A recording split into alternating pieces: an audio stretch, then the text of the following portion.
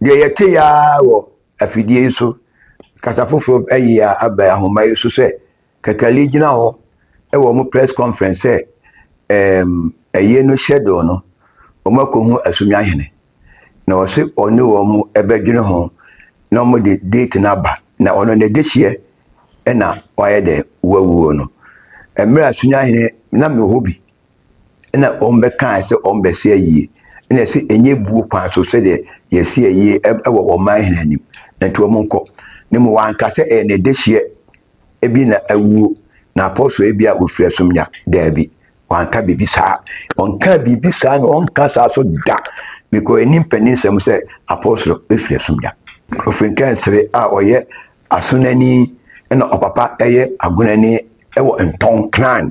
ye asantefo ye nton no bi no any mandate se obeko obi fie mu na ode ne pe akɔhye eye date enye ne de hie enye ne busuani enye ne hwe entino ekalipe baby akode ne ho akotiti mowre bi wo no ho dwedia onfanfa asumya hene so